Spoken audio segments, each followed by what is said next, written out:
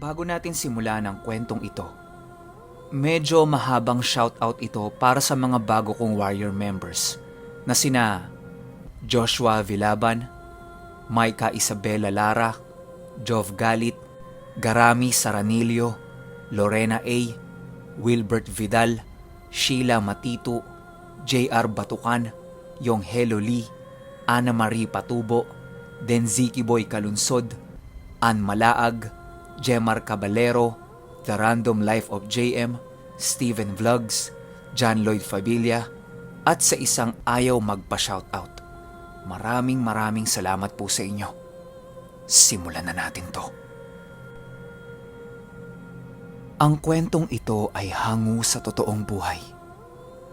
Karanasan ito ng isa sa mga warrior ko na si Joseph.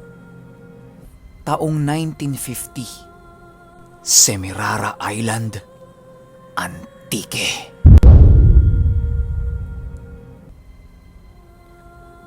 Magandang umaga, Pinuno. Ang kwento nga pala na ito ay base sa kwento mismo sa akin ng kapatid ng lolo ko. Bale, lolo ko na rin siya. Yung lolo ko pala matagal nang namayapa. Pero itong kapatid niya, malakas at buhay pa. Nasa 88 years old na ngayon si Lolo Ben. Pangalan ng kapatid ng lolo ko, Pinuno. Nangyari ito sa isang isla ng Samar na matatagpuan sa Antique Province. Mas malapit ang isla na ito sa Mindoro, pero sakop na ng Antique. At sa kabilang bahagi nito ay ang Boracay. Nga pala, Pinuno, kilala rin ang isla na ito sa yamang mineral. Meron kasi ditong minahan ng coal. Simulan na natin, Pinuno. 1950s. Itong mga panahong ito, wala pa ang kumpanya ng minahan sa isla. At probinsyang-probinsya na matatawag ang isla na ito. Layo-layo ang mga bahay, tapos walang kuryente. Ang hanap buhay na pinagkukuhanan ng mga mamamayan dito ay yung pag-aalaga ng hayop, pangingisda, pangungopra, at pagsasaka. Ngayon kasi, may kumpanya na at marami ng minahan sa isla eh. Siya nga pala, itong isla na ito ang nagsusuplay ng kuryente sa buong Kamaynilaan.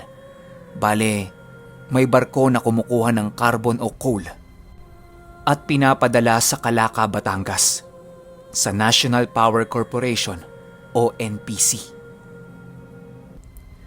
Noon sa isla na ito, Pinuno, meron lamang 3 barangay o sitio pa ata ang tawag nila sa mga ito.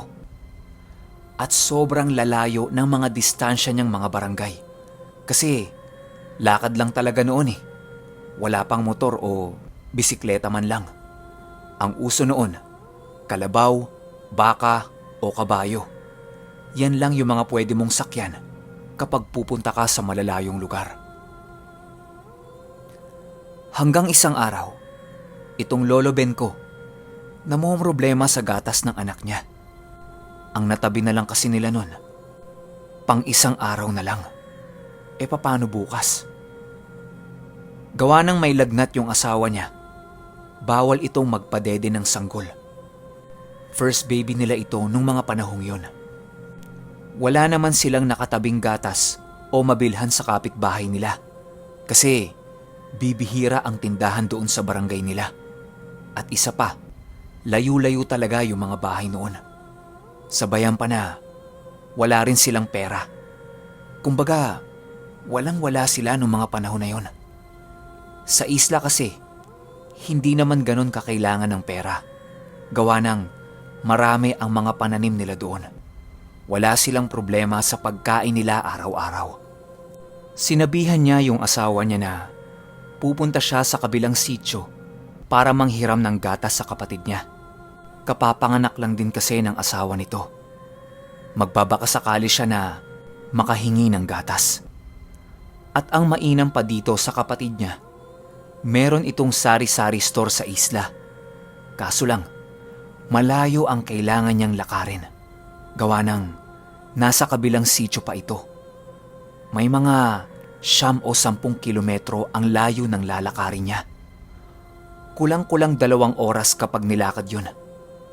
Bukod pa sa malayo ang lalakarin, meron kang mga madadaanang masusukal na daan. Tapos meron pang ilog na kailangan tawidin. Pero meron namang tulay na nagkokonekta doon. Delikado nga lang. Umalis siya bandang 10:00 ng umaga. Dumating siya sa kuya niya ng mga bandang 12:00 na ng tanghali. Doon na siya nananghalian at nakipagkwentuhan sa kapatid niya. Mga bandang hapon, tumagay-tagay muna sila ng tuba. Nga pala Pinuno, yung kuya niya, yun yung lolo ko talaga. Siya ang tatay ng tatay ko. Sinabi niya sa kuya niya ang lahat ng kailangan niya. Binigay naman ito sa kanya lahat. At inabutan na rin siya ng konting pera. Mga ilang oras ang lumipas.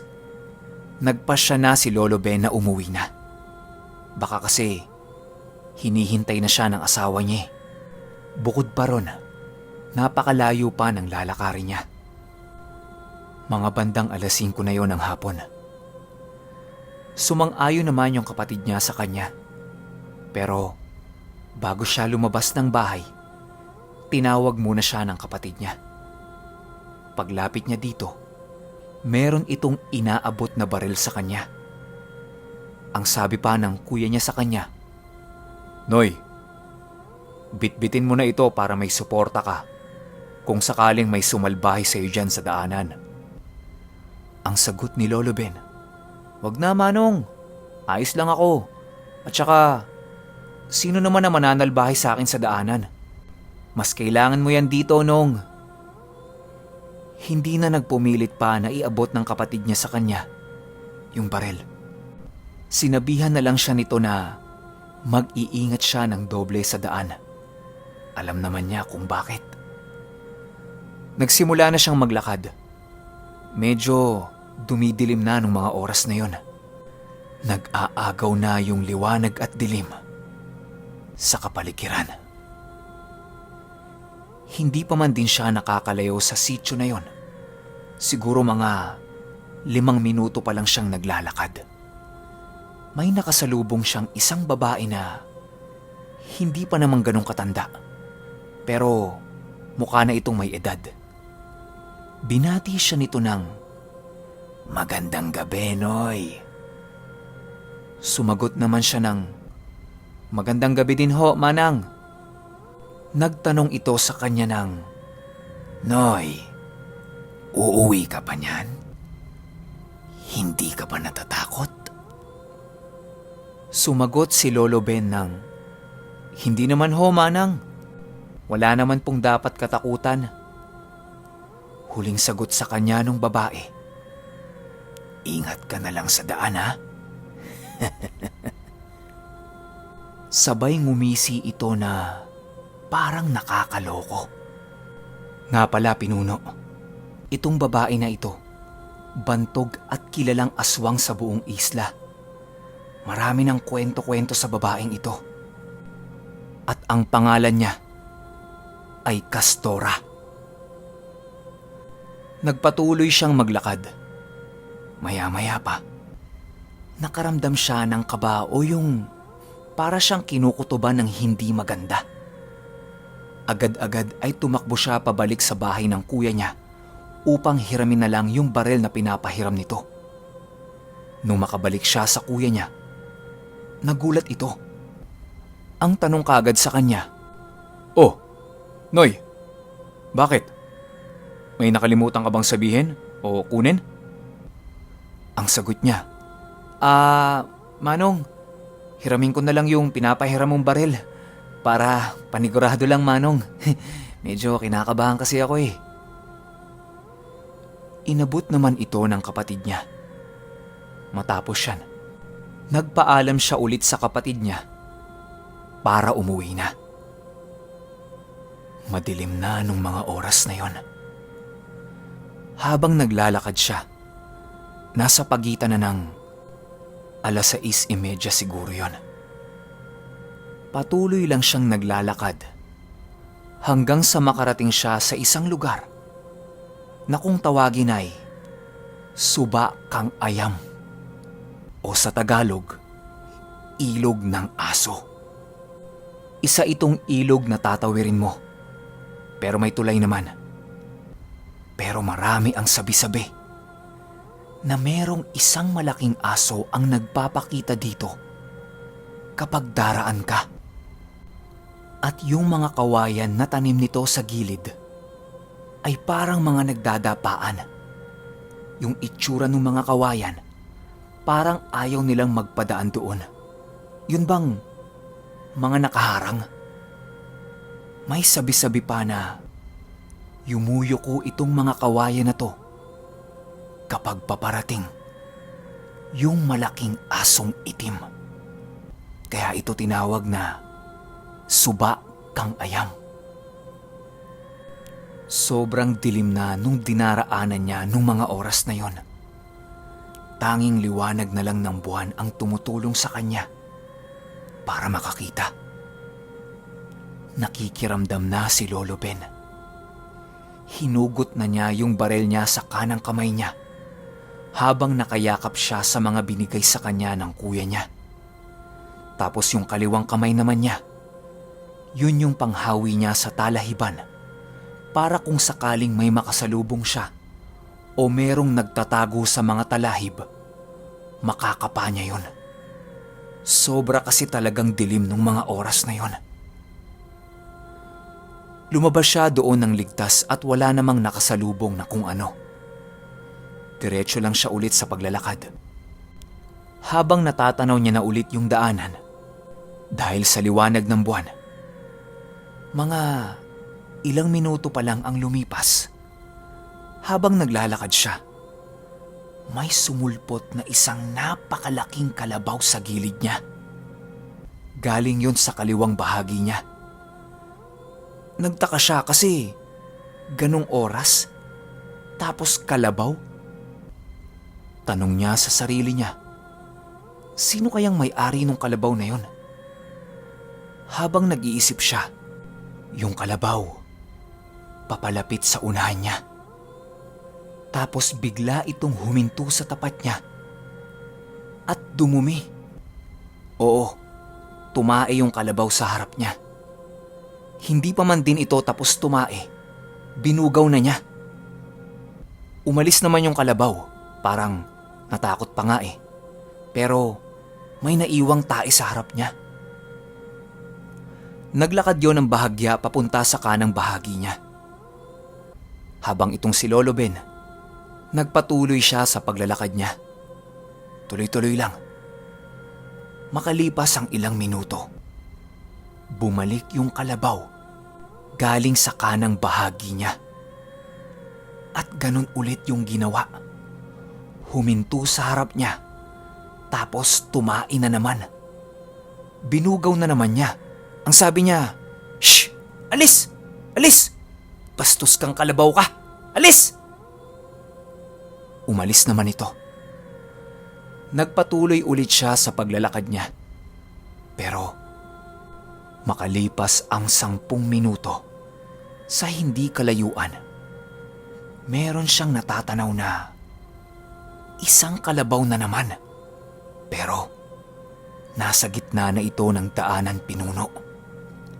Habang papalapit siya dito, napapansin niya na parang nagbabaga ang mga mata nito. Yun bang pulang-pula tapos tingkad na tingkad yung kulay? Kita niya yon kahit medyo malayo yung distansya niya.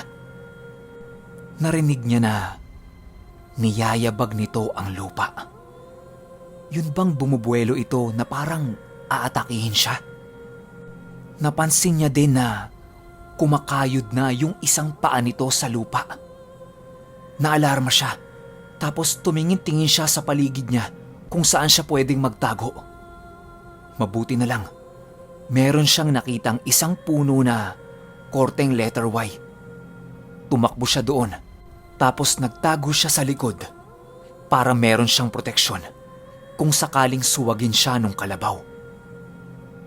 Hindi nga siya nagkamali.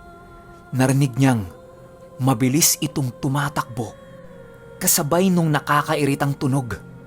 Pero ang pagkakarinig niya sa mga yabag nito ay parang 20 kalabaw yung aatake sa kanya, sapagkat yumayanig yung lupa habang papasugod yun sa kanya. Nung papalapit na ito sa kanya, tinutok niya yung barel niya kung saan niya huling naaninag yung kalabaw. Tapos nagpaputok siya ng 2 beses. May narinig siyang ungol matapos siyang magpaputok ng 2 beses. Pagtingin niya, bagsak yung kalabaw sa gitna ng daanan.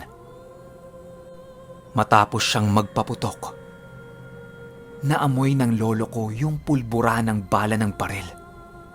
Nung maamoy niya yon, nakaramdam siya na parang lumakas siya tapos tumapang.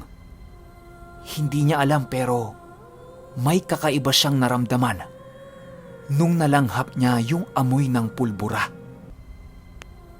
Dahan-dahan niyang nilapitan yung nakahandusay na kalabaw sa lupa. Sinisipa-sipa niya ito gamit ang paa niya habang nakatutok pa yung baril niya. Ang sabi ni Lolo Ben, "Hey! Hey!" Pinapakiramdaman niya kung buhay pa ba ito o kung ano. Pero wala. Bagsak pa rin yung kalabaw. Nung inalis niya na yung pagkakatutok niya ng baril sa kalabaw, bigla itong bumangon tapos tumakbo ng napakabilis papasok sa gubat. Wala na. Hindi na nakita pa ni Lolo Ben kung ano nang nangyari doon. Tapos maya-maya pa, narinig na naman niya yung napakaraming mga yabag ng kalabaw. Pero wala. Hindi na siya nasindak nito. Hindi niya din alam pero tumapang talaga siya dahil sa amoy ng pulbura. Nakauwi naman ng bahay si Lolo Ben matapos yun. Mga 8:00 o 9:00 na ng gabi yun. Kinumusta siya nung asawa niya kasi yung itsura niya parang galing siya ng gere. Ang wika ni Lolo Ben sa asawa niya, "Day, kapag merong naghanap ng nawawalang kalabaw bukas, o hindi kaya may naghanap ng patay na kalabaw, manahimik ka na lang ha. Kasi kanina, may nabaril akong kalabaw. 2 ang tama nun, tapos bagsak sa lupa. Pero bumangon eh. Hindi ako sigurado kung patay na ba yun o buhay pa. Basta, huwag ka na lang maingay ha." Sumang-ayon naman ang asawa niya sa kanya. Kinaumagahan, nakikiramdam sila kung may maghahanap ba o magtatanong sa kanila tungkol sa kalabaw. Wala namang pumunta sa bahay nila para magtanong. Buong araw silang naghintay. Pero wala. Lumipas pa ang ilang linggo. Pero wala talagang nagtanong o naghanap sa kanila tungkol doon sa kalabaw. Pero may ibang balita ang nakarating sa kanila. Kung naaalala nyo yung babaeng nakasalubong niya nun, yung bali-balitang aswang sa isla nila, malala na ang kalagayan. Naghihingalo na ng ilang araw. Pero ang nakakapagtaka, hindi yun mamatay-matay. Isang beses akala nila patay na yun. Kaya ang ginawa ng mga kapitbahay niya, inilibing siya. Pero ilang araw ang lumipas, lahat sila nagulantang nung nakita nilang nagpapagpagyo ng lupa sa katawan niya sa tapat mismo ng bahay niya. Halatang-halatang bumangon ito mula sa pagkakalibing. Yun na yung pinakahuling kita sa kanya sa isla na yon. Matapos yan, wala na silang nabalitaan pa tungkol sa babaeng yon. Hanggang dito na lang po, pinuno. Ako nga po pala si Jing. At ito ang kwento ng kapatid ng lolo ko. Nung mga panahong nakaengkwentro niya yung babaeng aswang na yon at yung lugar na nababalot ng hiwaga na kung tawagin noon sa lugar nila ay Suba Kang Ayam.